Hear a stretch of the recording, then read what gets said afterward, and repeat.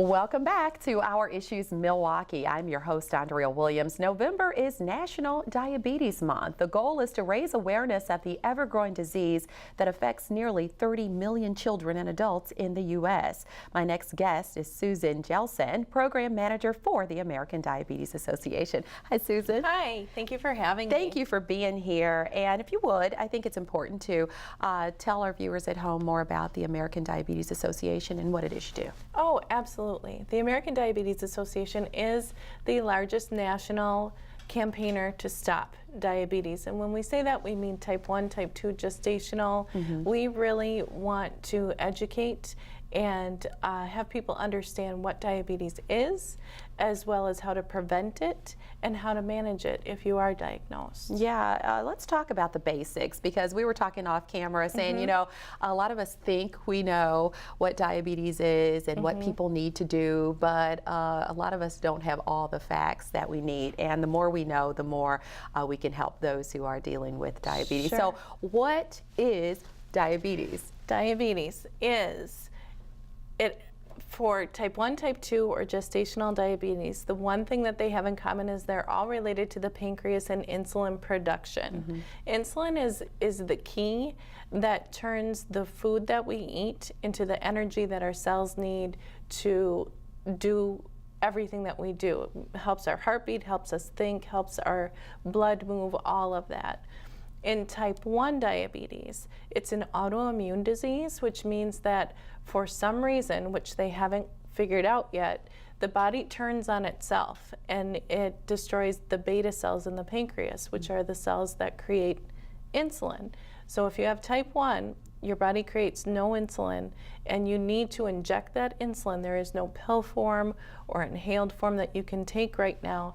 It has to be injected into your body at least once or twice a day with long-acting insulin, and then some people can be on an insulin pump where there's an infusion and the insulin is dripped in 24/7. Wow. Then they also supplement that with insulin that will cover the food that they eat. A lot of calculations, a lot of algorithms and things like that that go along with type 1. Type 2 diabetes is the more common diabetes that you hear about when people talk about lifestyle changes, when people talk about, you know, diet and exercise being factors in managing it. It's type 2 diabetes.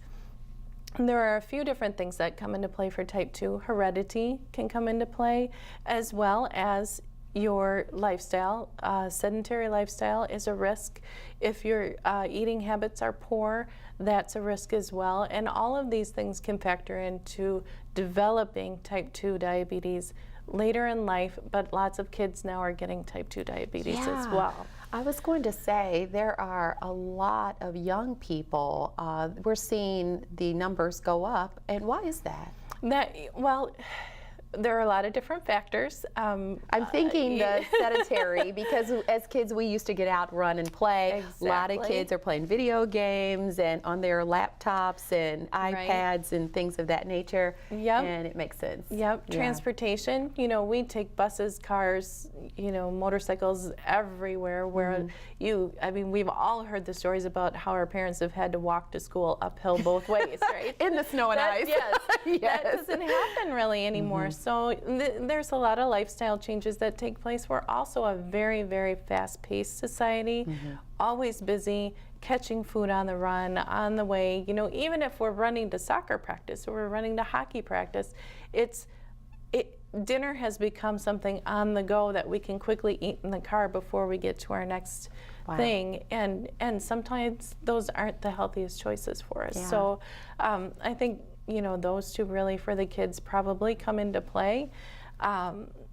Normally when you hear, I do want to also talk about, you know, type 1 diabetes used to be called juvenile diabetes, and that was because it was really diagnosed in people 20 years or younger. That was where you saw most people being diagnosed. There are a lot of people who are being diagnosed with type 1, the autoimmune disease, later in life, 30s, 40s. And then the flip of that is the type 2, where you used to see that in people 40 and above. You're now seeing it with the younger generation as well. Very interesting. Gestational diabetes is the other one I just want to cover real quickly. That is when a woman is pregnant, she can develop gestational diabetes, and that is a condition that can happen while she is pregnant.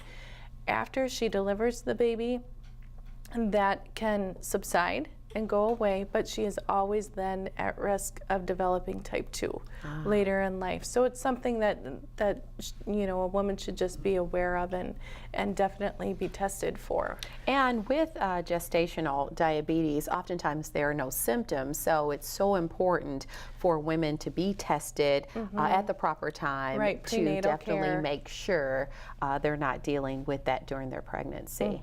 Thank you for that information. Some groups have a higher risk for developing type 2 diabetes than others, and most of those are minority groups: African Americans, Latinos, Native Americans, and Asian Americans, and Pacific Islanders, as well as the age population.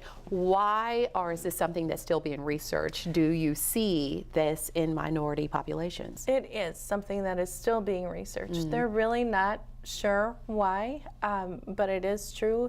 If trends continue the way that they are, by 2050, 1 in 3 children will be diagnosed with diabetes. Wow.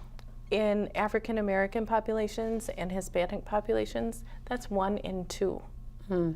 That's saying a lot. And with that, you have special awareness programs that are specifically set up for minorities to better understand diabetes and manage it as well. Yes, yep. And actually here in the Milwaukee community, as well as in the Madison community, we have a program called Project Power, and that is run through African American churches and community groups. And really it's a great program. It's 6 workshops. It's free to the churches to do. You just need your health ministry or some volunteers who are willing to help facilitate that program.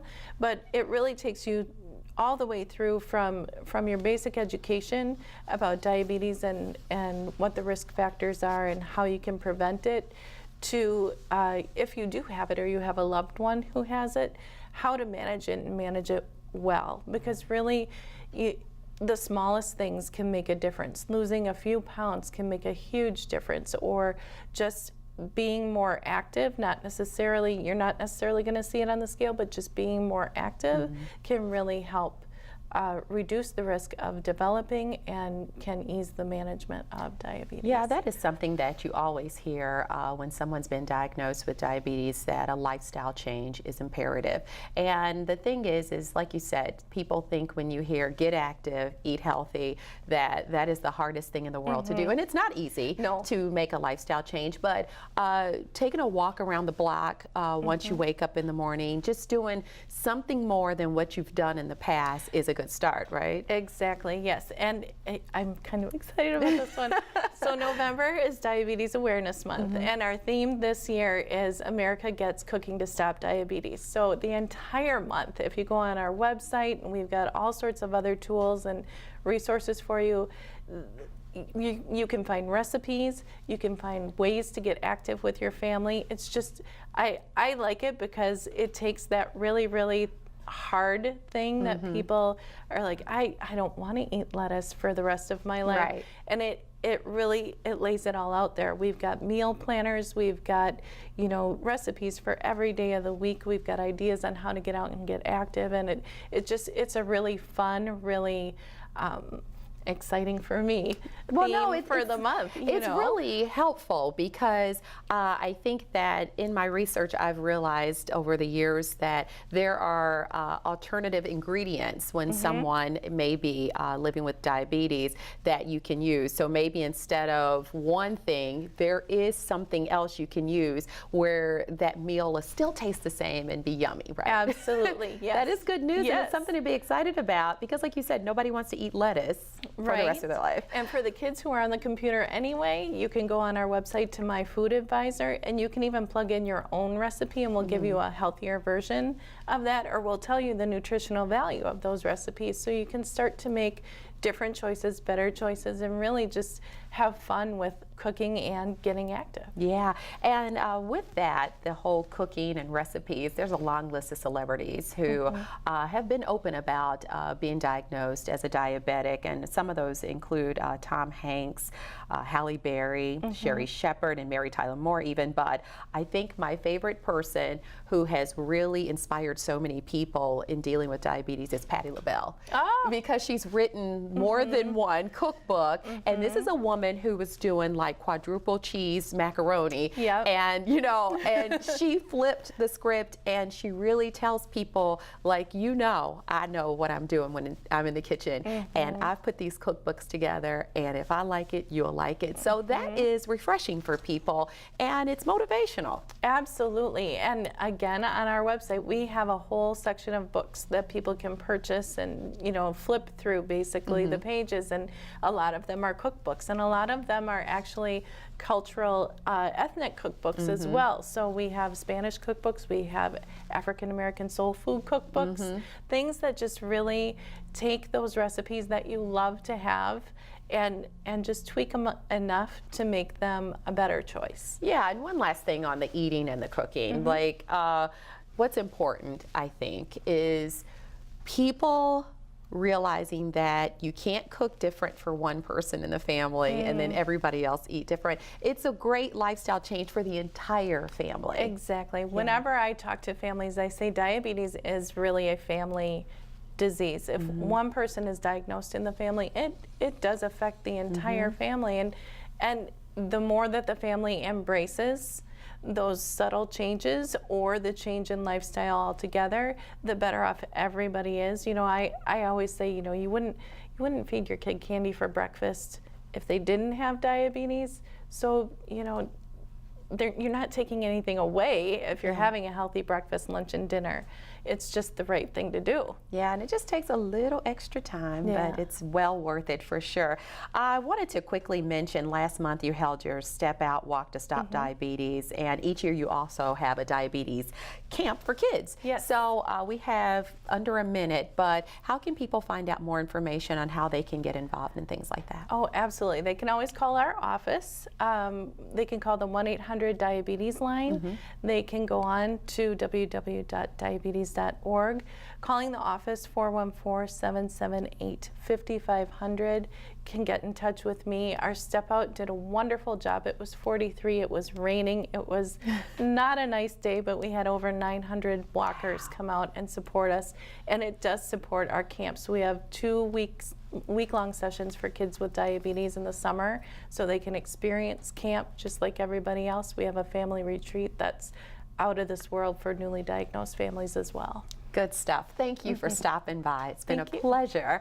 Susan Hjelsand is the program manager for the American Diabetes Association. For more information, again, you can log on to diabetes.org or call 1-800-DIABETES. That is going to do it for today's show. I'm your host, Andrea Williams. Thank you for watching, and I do hope you join us again next week as we take another look at our issues in Milwaukee. Have a great day.